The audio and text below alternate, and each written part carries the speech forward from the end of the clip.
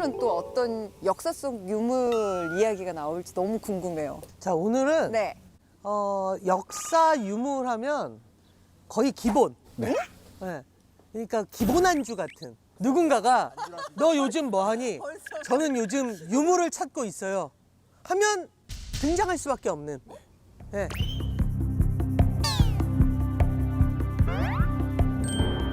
무덤이군요. 그렇습니다. 아, 무덤.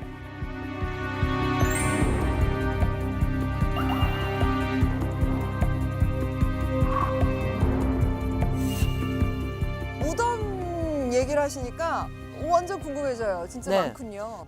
사실 이야기 만드는 사람한테 굉장히 좋은 소재거든요. 누가 묻혔을까? 옆에 이 물건은 뭘까? 이게 스토리텔러에게 굉장히 좋은 곳이에요. 금관 막 나오고. 그렇죠. 근데 그 많은 무덤들 중에서 어떤 무덤의 이야기가 펼쳐지게 될지 너무 궁금해요. 그렇죠. 사실은 특히 우리가 교과서에 보면 주로 나오는 사진이 발굴된 무덤이잖아요. 그렇죠, 그렇죠. 그렇죠. 네, 그 정도로 이제 역사의 숨은 진실들이 많이 숨어 있는데 오늘 우리가 다룰 무덤은요. 500여 년의 역사를 가졌지만 사라진 왕국의 무덤이에요.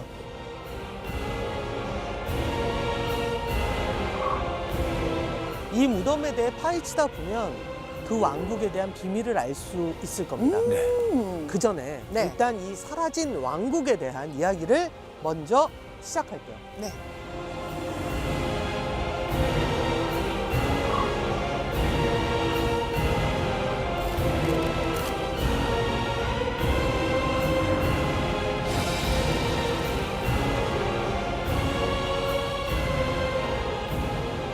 자, 우리 역사에선 1000년 넘게 풀리지 않는 미스테리가 하나 있대요. 네. 그게 바로 가야의 존재입니다. 가야. 가야. 가야는 삼국시대의 가장 작은 나라였잖아요. 네, 나라들. 네네. 가야 하면 생각나는 거 혹시 있어요? 저 김수로 왕. 김수로 왕 자체는 우리한테 되게 익숙하잖아요. 네, 맞아요. 거부가 머리를 내놓아라. 맞아. 내놓지 않으면 구워서 먹으리. 그랬더니 뭐 이렇게 알이 뭐 6개가 뭐 나오고 어쩌고 저쩌고 해가지고 가야 6왕국이 뭐 열린다. 바로 그 금강가야가 지금의 김해와 부산 일부 지역이 이제 금강가야였대요. 근데 금강가야가 김수로왕 이후에도 10명이나 되는 왕들에 의해서 500년간 지속되어 왔단 말이에요. 네. 근데 기록은 있어. 어. 근데 그걸 증명해줄 왕릉이 없었던 거예요, 그동안. 아니 그러면은 그 많은 왕들의 무덤은 도대체 어디 있는 거예요? 고고학자가 금관가야의 왕릉을 찾는다는 건 10만이가 100년 된 산삼을 캐는 100년. 거하고 비교할 정도로 네. 정말 어려웠대요. 쉽지 않아요, 진짜. 그래서 그 사학과를 다니던 대학생 때부터 20년 동안 김해를 뒤지던 분이 한 분 계셨어. 네. 고고학계의 10만이라고 불리우는 고고학계 10만. 한국의 인디아나 존스. 바로 부산대 신경철 교수님인데 정말 한 우물만 파셨대요. 그래서 금강가야 왕릉을 찾아 헤매던 어느 날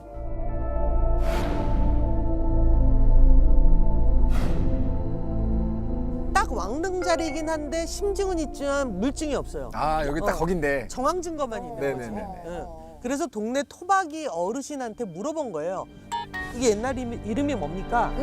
그랬더니 백발의 어르신이 옛날부터 애꾸지 아이가 그러더래요. 애꾸지. 네. 자, 이 말에 교수님이 무릎을 탁 치셨다는 겁니다. 아. 애기 구지봉을 줄여서 애꾸지라고 애꾸지. 했다는 거예요. 근데 구지봉이 김수로 왕의 탄생지잖아요.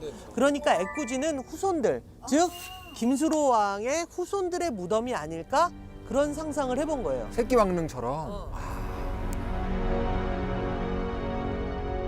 그래서 이제 발굴이 시작이 돼요. 네. 그러니까 막 뱀도 나오고 막 독전갈도 나오고 부비트랩도 있고 뭐 이런 건 없었어요. 없었지만 반 살면서 고고학 땅 파다가 독점갈 나왔더니 정말 야 너 정말. 영화 안 보니? 아 영화는 보죠. 예. 그러니까 근데 안 나왔다고요. 안 나오고 토기가 나왔어요. 토기가 네. 제일 중요한 네, 토기가. 그리고 금동제 말띠, 뭐 꾸미개, 어. 말한장 장식, 그리고 청동으로 만든 방패 장식품 같은 게 막 나오기 시작하는 거야. 경상남도 김해 대성동 고분군에서 처음으로 금간가야 왕묘가 발견돼 그동안 우리나라 고대사 연구에서 풀지 못했던 가야사의 실체 규명은 물론이고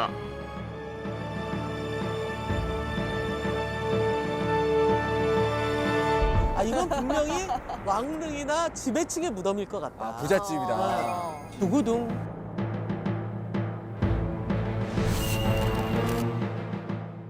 금강가야 좀 신화처럼 받아들여지는 나라였거든요. 그 가야라는 주제는 실제 발굴 조사를 통해서 밝혀지는 것들이 훨씬 많거든요.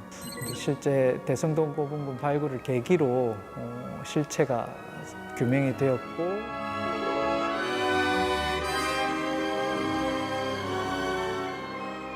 근데 이 금관가야 무덤 얘기가 여기서 끝이 나는 게 아닙니다. 네. 처음에 그 왕릉터를 발견하고 나서 11년이 지났는데 한국 고대사의 일대 사건, 정말 굉장한 사건이 될 무덤이 발견이 돼요. 그게 2001년 8월이었는데 당시 김해 날씨가 굉장히 쨍쨍했대요. 이 발굴팀이 대성동 고분자리를 이렇게 둘러보고 있는데 어디 한 곳만 흙 상태가 좀 다른 거예요. 근데 고고학자들 눈에 그게 보인대요. 아, 여기 한번 팠던 흙이다, 이게 보인다는 거예요. 그 처음에 이게 모종삽 같이 생긴 그 트롤이라는 도구가 있어요. 그걸 이렇게 살살살 파는데 이게 작잖아요. 근데 그때 딱 뭔가 딱딱한 게 걸렸다고 합니다. 그게 바로 사람의 두개골이었다고 해요.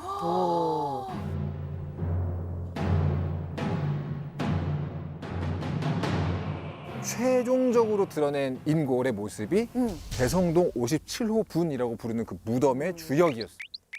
이 안에서 두개골에서 발끝까지 다 보존되어 있는 이 사람의 뼈 두 구하고 여기 있네. 네, 하반신만 남아있는 한 구에서 총 3구의 인골이 발견된 거예요.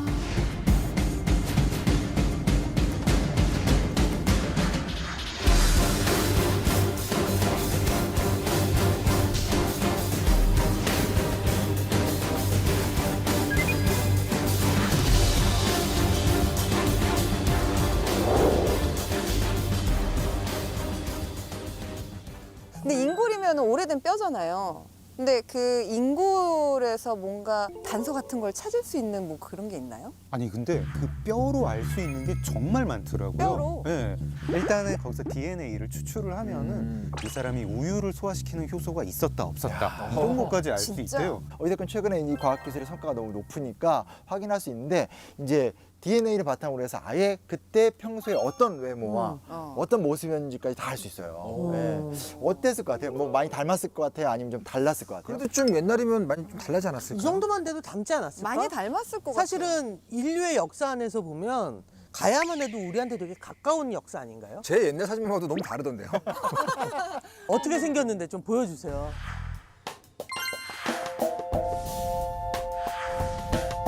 오. 남자 제 옛날 매니저 같이 생겼어요. 저 옛날 초등학교 친구, 중학교 친구인데 얼굴이. 최근의 헤어스타일 같은 걸 좀 적용시켜 봤거든요. 네, 이렇게 보면 이제 뭐 옆집 친구 같은 어렸을 때 내 모습 같은 이 집 헤어 맛집이네. 가야 바보샵 잘하네요. 바보샵. 다양한 헤어스타일이. 근데 지금 우리 한국인들의 모습하고 좀 비슷하죠, 그렇죠? 되게 디테일한데요? 그러면은 그 대성동 57호분에서 발견된 3명의 인골도 좀 분석해보면 좀 많은 것들을 알 수 있지 않을까요? 어떤 뼈를 보면은 아 이게 남성의 유골이다, 여성의 유골이다 그걸 알 수 있대요. 어디일까요?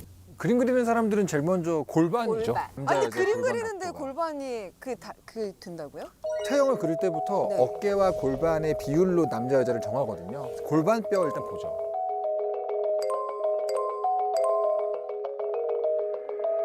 해부학적으로는 뭐 큰 궁둥 페인뼈 뭐 그런 뼈가 있는데 이거는 사실은 뭐 살아 있을 때는 우리가 그 뼈의 벌어진 각도 같은 걸 알 수 없는데 뼈 이름이 이쁜데요? 큰 궁둥 페인뼈 물 들고 있어 우쪽으로. 아니야, 이 용어가 이쁘다. 궁둥팽이뼈. 이 골반뼈를 보니까 이 3명의 인골은 많이 벌어졌대요. 이 각도가 넓었고 여성이네요. 여성이다. 치아를 보고서는 나이가 많지 않다. 20대 아니면 30대다. 그렇게 해서 실제 이 인골과 그 DNA를 가지고 그 세 인골 중에 한 분의 살아있을 때 모습을 복원을 해봤는데 아 네.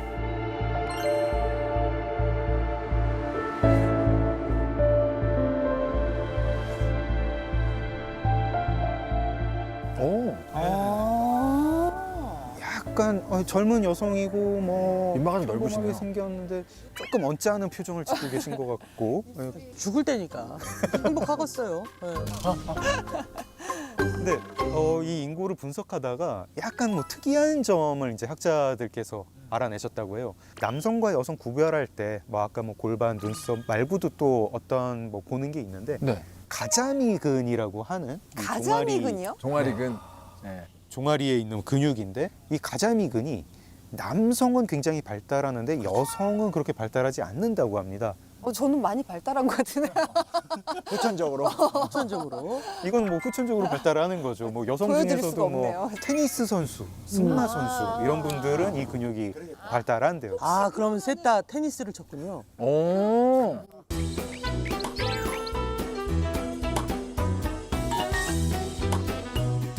그때 당시에 아까 그 테니스 선수 막 얘기하셨는데 운동 선수였을 일은 없잖아요. 그렇죠.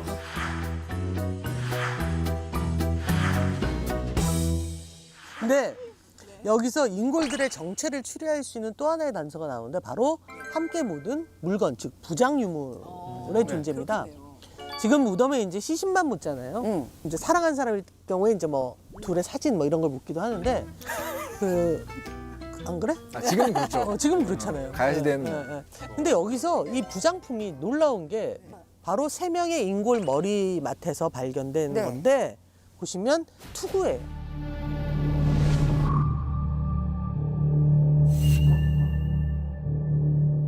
그러니까 부장품은 사망자가 전에 쓰던 물건을 주로 넣어주니까 그렇죠. 이들에게는 이것이 어떤 의미인 거잖아요.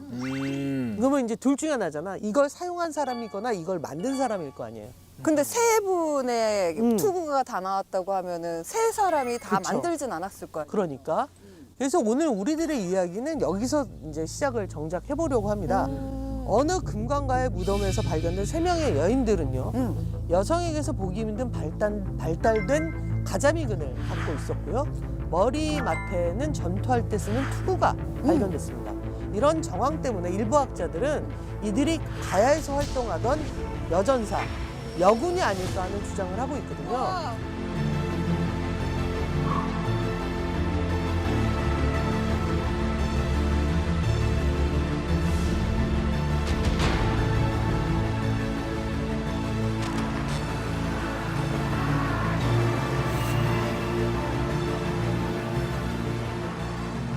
이들은 어쩌면 당시에 가야의 여성 장군이거나 전사가 아니었을까 하는 의문점을 제기하면서 그 실체에 대해서 웹툰의 이야기를 한번 만들어 볼 수 있지 않느냐. 두구둥.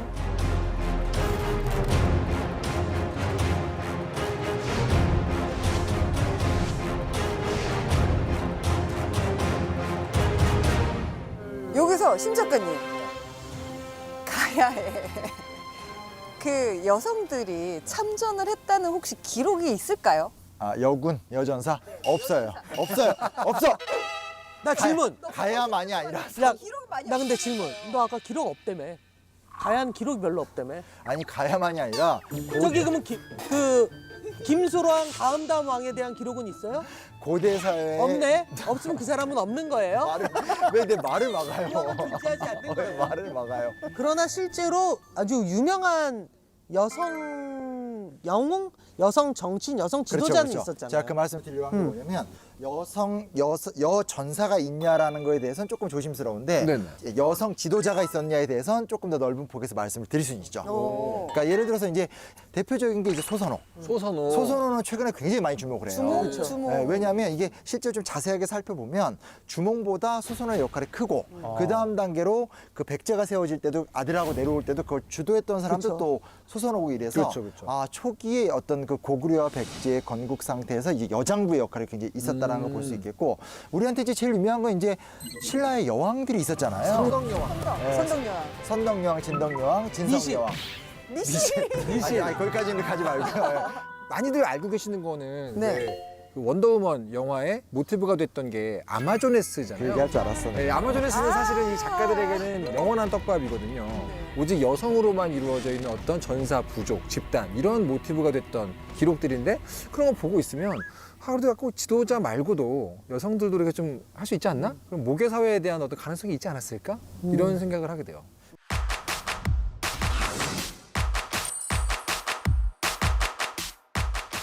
근데 아까부터 궁금한 게 한 무덤 안에 3명의 여자 시신이 같이 묻혀 있었던 게 너무 신기하고 그게 되게 궁금해요. 같은 훈련소 출신이래요. 그렇대요? 동기들끼리 그렇게 결정이 동기 났어요? 동기. 우리 죽는 날까지 함께하자. 전우조. 전우죠. 훈련소기. 저죠. 근데 전사한 건 아닌 것 같은 게 이제 뼈를 보면은 뭐 이렇게 어떤 죽을 정도로 부상을 당했는지 전쟁에서 특히 이제 부상을 당한 건지 알 수 있잖아요. 그 인골에는 큰 부상을 입은 흔적이 없었어요. 그리고 그 인골이 나란히 있었는데 사실은 이 무덤을 보니까 4번째 인골도 있었던 것 같아요. 이 옆으로 좀 이제 다르게 묻혀 있었던 시신이 하나 있었던 것 같아요.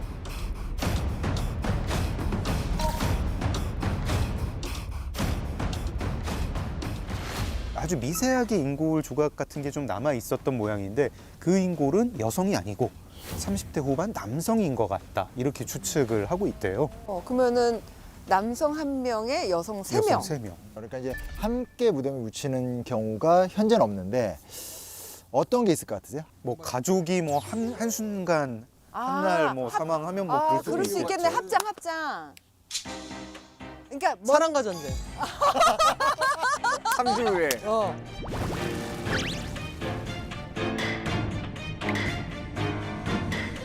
나는 감독님이 이럴 때마다 제일 무서워. 또 무슨 얘기를 할까 뭐. 야 그냥 우리 다 죽자 죽어. 그렇지. 다 죽는데 막 무덤 만들고 부장품 넣고 다 죽는 거야? 야, 귀족들이라서. 근데 가야가 특히 금관가야가 한반도에서 최초로 순장 문화가 출현한 게 금관가야의 무덤이었다.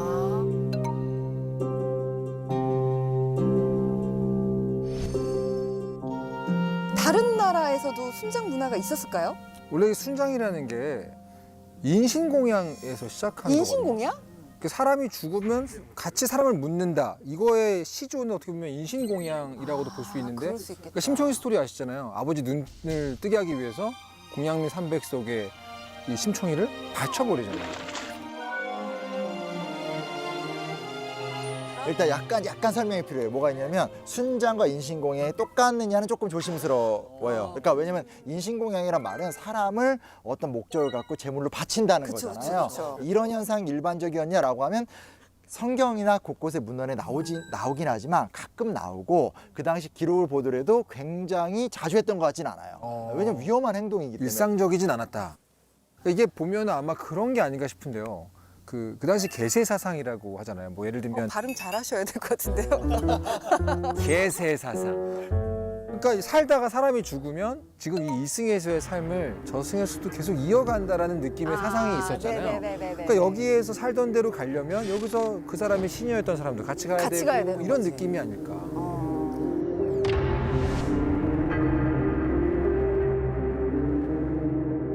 지금은 우리는 죽음은 끝난다고 생각하잖아요. 네. 고대인들한테 사실은 이제 죽음이 끝이 아닌 죽음도 하나의 과정이고 관문이다라는 생각을 갖고 있다는 걸 좀 염두에 두고 보면 이런 행동들을 이해하는 데도 큰 도움이 좀 될 수 있을 것 같아요. 다음 탄으로 간다 이런 느낌이잖아요.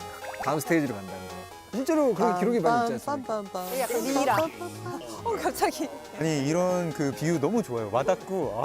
이번 탄 끝냈으니까 난 다음 아까 탄. 제일 끔찍했던 게 뭔지 알아? 죽어서도 살아있을 때 똑같이 살아야 된다는 거 아니야? 네. 난 그럼 진짜 죽기 싫어. 이러고 똑같이 살아야 돼. 레벨업도 하고 좀 따로 내 가야지. 무덤에는 게임기랑 술이랑 뭐 이런 거밖에 없는 거야. 인생이 도움이 안 되는 거밖에 없는 거야.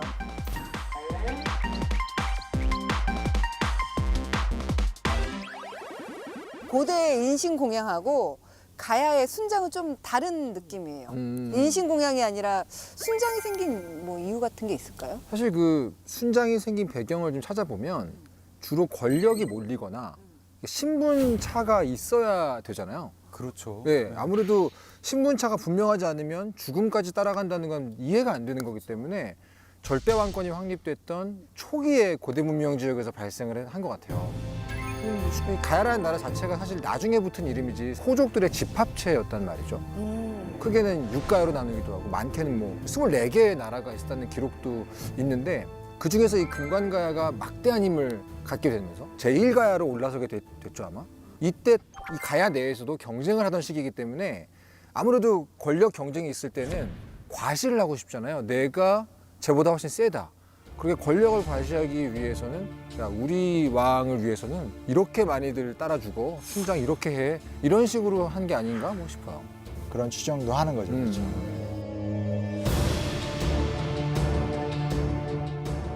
가야 고분에서 중국에서 보낸 금동허리띠가 출토됐는데 이를테면 좀 중요한 나라, 그 중요한 이웃에게만 보내던 게 금동허리띠인데 그거를 금강가야에게 줬다는 거죠. 명품 벨트. 명품 벨트. 그러니까 이제 그 우리 이제 많이 이제 옛날 설화처럼 듣는 얘기 중에 그런 거 있잖아요. 김수로 왕하고 이제 석탈해가 만났는데 지배권을 뭐 두고 싸우니까 뭐 서로 변신 대결. 변신대결. 변신할 수 있다니까 예를 들어서 탈해가 참새로 변신하니까 뭐 수로가 뭐 독수리를 변신한다라든지 뭐 이런 일화들이 동화책에서 간간히 보게 되는데 이제 역사학자가 이런 말을 해? 이게 우리 쪽으로 왔어요. 아까 변신은 역사적으로 증명된 건가 봐요? 좀만 오시면 돼요 이제. 다 왔습니다. 동화책, 이 동화책에서. 사람들이 요만큼의 틈만 보여주는 거죠. 그런데 금강가야가 왜 이렇게 큰 힘을 갖게 됐을까? 네. 그 비밀은 우리가 본 무덤에 있습니다. 무덤에. 예. 자, 무덤에서 무엇이 발견되었죠? 투구. 오직 지금 투구만 생각하는 거죠. 제가 지금 투구만 생각하고 있어요. 여전사. 철초, 철초. 철로 된 마구, 갑옷, 맞아. 투구 다 철 제품들이잖아요. 네. 금강가야가 지금의 김해라고 하잖아요. 네. 김해가 뜻이 금, 해, 그래, 맞아. 바다라는 뜻도 있다고 해요. 그래서 금강가야의 힘은 바로 이 철에서 나오는 겁니다. 그쵸?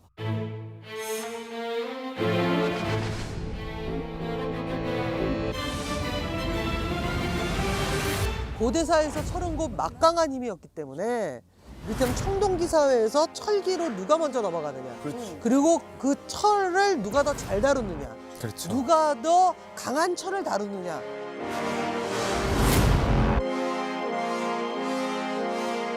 굉장히 중요한 문제죠. 포스코의 시작이 여기였던 거 아니야?